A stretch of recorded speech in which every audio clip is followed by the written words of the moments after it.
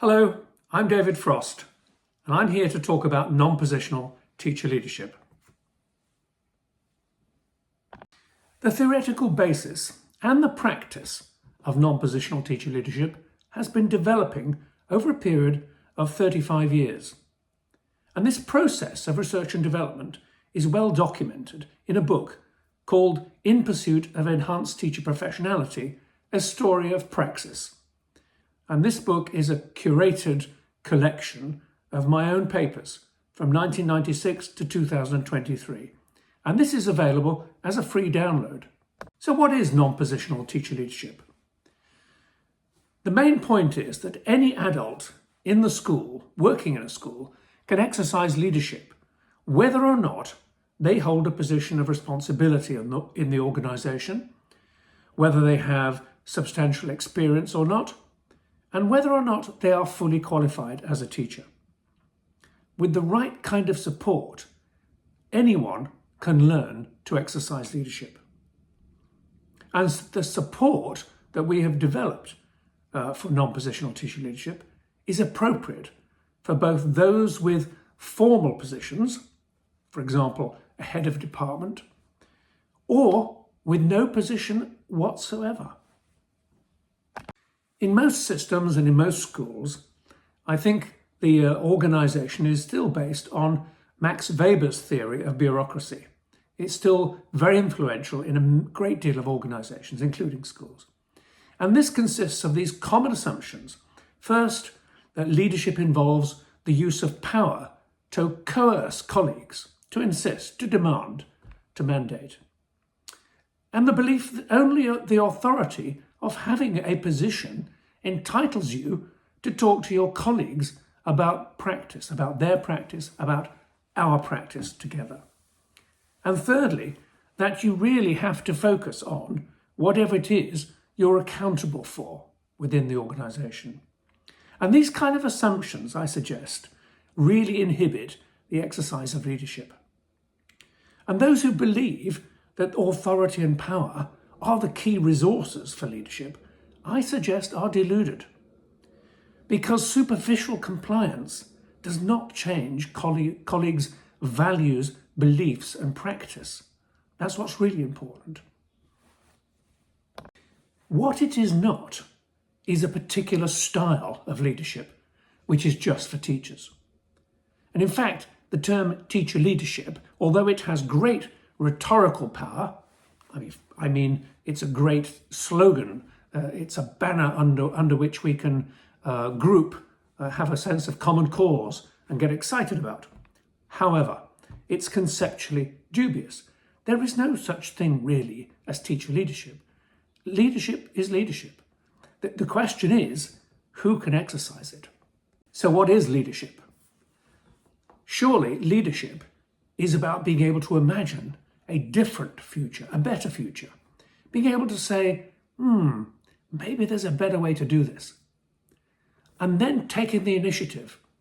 This might not be very well thought out, it may not be detailed and well planned, but the initiative may be simply asking the question, why are we doing this when it is clearly problematic?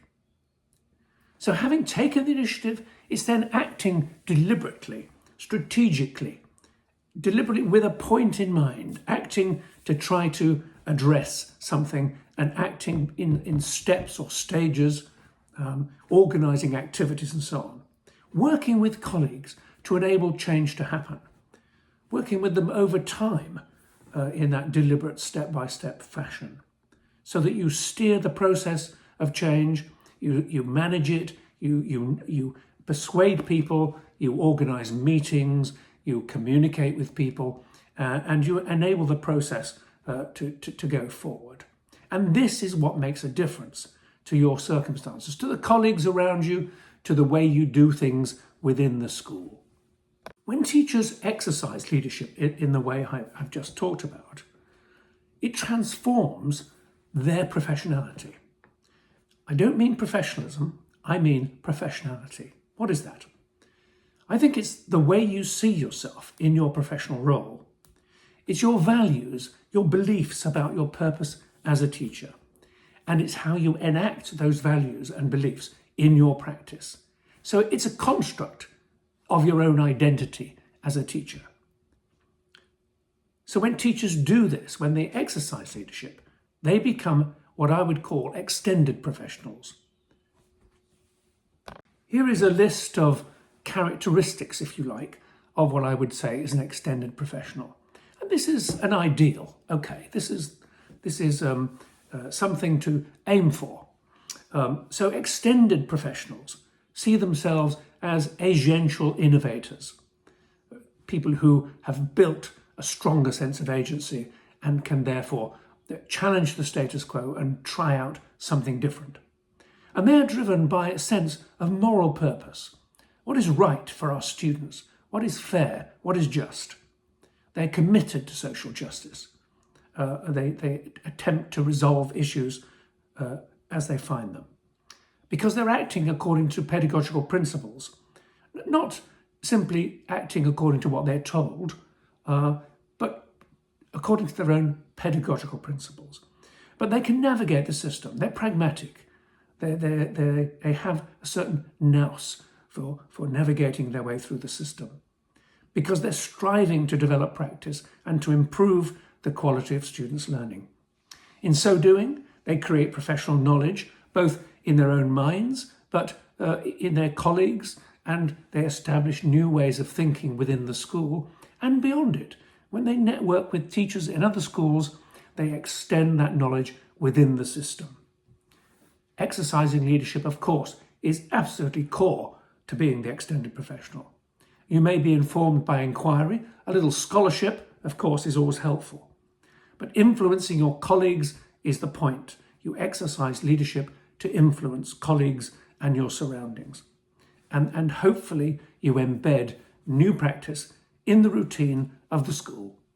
Human agency is crucial to understanding how non-positional teacher leadership works. Agency is what we all have. It's part of being a human being. It's a defining characteristic, if you like. And my understanding of this comes originally from structuration theory. So Anthony Giddens published a book in 1984, which I think is still worth reading. In structuration theory, there is a tension, a dynamic tension, if you like, between the social structures we all inhabit.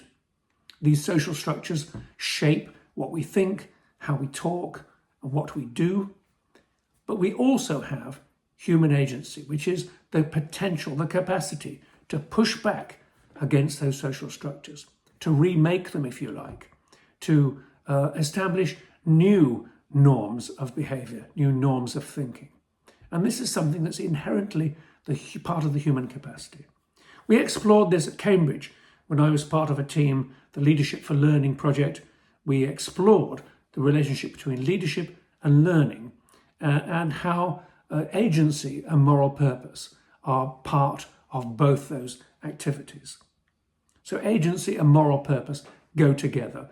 When we develop a stronger sense of agency, it gives us the capacity to think about what is just, what is morally appropriate. So agency is a great human resource that we can draw upon when we want to exercise leadership. But at the same time, exercising leadership leads to enhanced agency. So it's both a resource and an outcome. I've argued that anybody in the school can exercise leadership, provided they have the right kind of support. And that support begins with the school principal. There's no doubt that the principal has the key role here in providing that support, because the principal can exercise transformational leadership strategies to create the conditions within which teacher leadership can flourish. Transformational leadership strategies are about building those structures, those ways of doing things, those relationships between colleagues, those teams, for example, that allow for collaboration, encouraging particular values, trying to promote a particular kind of professional culture. So culture building is a key part of this, to encourage the kind of professional culture within which it is normal to exercise leadership. It is acceptable for colleagues to talk to each other and collaborate together. This is part of the distributed leadership discourse, which you may have read about. But the key thing that a principal can do to help non-positional teacher leadership flourish is to adopt a non-positional teacher leadership program. And I want to say something about that. Within such a program, you would expect to see facilitation by experienced teachers within the school. These may be assistant head teacher, vice principal, these kinds of roles. It may be an experienced head of subject department or somebody like that. But it's an experienced teacher. And they run school-based group sessions, workshop sessions if you like, for colleagues, maybe 8 to 12, good size for discussion, so there's a variety of views and a good level of discussion and debate. And these workshop activities that facilitators will use tools to scaffold the reflection, the planning, the discussion. By a tool, I mean a device. It may be, for example, a sheet of paper with some key prompt questions on it. But it's something that you would ask the teachers to use to help them talk to each other and help them to reflect on what they intend to do. And the idea is that each participant will have a concern of their own, something that occurs to them within their own practice that bothers them, if you like, is of concern. And they then consult their colleagues. They go to talk to colleagues and say, I'm concerned about this. Are we really doing the right thing with regard, for example, to setting homework or something like that? And so they design, having consulted their colleagues, they design a project, a plan that would lead to a project which would address their concern. And they consult their colleagues again about those action plans. They've got to be practical. And they may talk to people further up the chain, if you like. They may talk to the principal. But they've got to talk to everybody who has an interest and may be affected by this project. So once they've got the project plan right, then they can involve their colleagues in that project. It's got to be collaborative. The non-positional teacher leadership project is one in which colleagues will be led by that individual, not colleagues within their group, but colleagues external to that group. And of course, the influence will be wider when participants share their story, share the story of their project, both within the school and in networking events outside of the school, meeting other teachers from other schools doing similar things, where they can exchange knowledge, tell the story of the project, get feedback and so on. And they can document this process of belonging to a group, but also of leading a project. They can document it in their portfolio, a collection, a piecemeal collection, if you like, of evidence. For example, a piece of evidence may be simply an email to colleagues inviting them to a meeting, an email that perhaps gives feedback on something.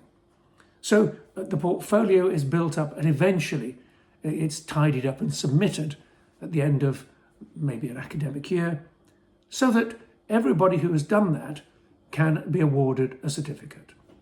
We found that over the years that teachers really do value that sense of recognition for their achievement. So if it goes well, if a program within the school is successful, these are the kind of outcomes you might expect to see. And we have seen this over many years. First of all, improvements in students' learning. That's a given. That's the whole point. But improvements in students' learning does not necessarily mean test results. There's many different ways, creative ways, that teachers can discern improvements in the quality of students' learning. And we have to really get our thinking caps on and think about how to do that.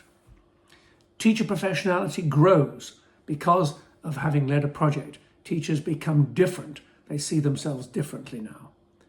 And of course, it's because they've changed practice. They have that satisfaction of seeing that improved practice become the new norm in the school. And they are aware that they've built their own knowledge, and the knowledge around them, professional knowledge, has grown. The organisational structure sometimes shifts, and that's a great benefit when a project leads to understanding that actually there's a new role needed or a new procedure. It might be a committee, for example. And the professional culture will have developed, because what we'll see is teachers collaborating together more, talking together about teaching and learning more. And we may even see teachers becoming strong advocates for teacher leadership, or advocates for a particular practice. And they may take the initiative to become facilitators, for example. So this kind of activism is one of the outcomes for many people.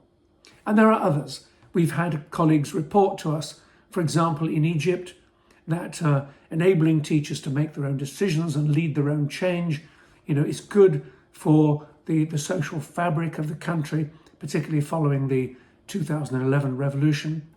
We've had similar responses in the Western Balkans, for example. Colleagues some years ago told us this way of working contributes to democratic ways of living.